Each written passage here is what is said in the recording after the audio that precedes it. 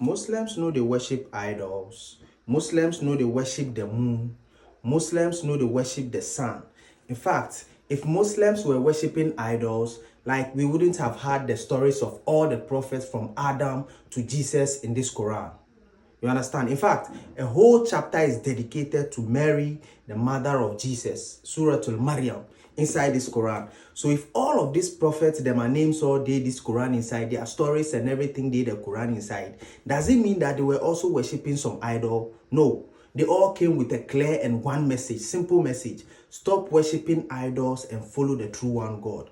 So if somebody sit down for some place, they talk, say Muslims, they worship idols. Muslims, they worship the moon. In fact, the moon serves as a calendar for Muslims. And then the sun, they serve as a clock for the Muslims. So if you tell we say with the worship moon, with the worship sun, with the worship idol and things, you think say why the prophets can't tire for Saudi Arabia? They were worshipping idols. And he had to face them and tell them, yo, God say make people stop the worship idol, then can't follow him. The true one God, the unseen God. God, he never did. Nobody ever see God before.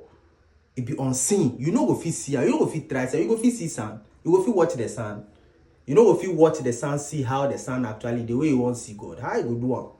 So sometimes if somebody talks, say Muslims know they worship God, Muslims they worship something, like I see say the person is only displaying his ignorance. Anytime you see say we bow down, what we they talk be praise be to God, praise be to God, praise be to God. Every time you see say our head there on the ground, that be what we they talk. We they praise God, praise be to God, praise be to God. No Muslim will put in head ground and go see say they praise in master or in pastor or in prophet or in whatever. No.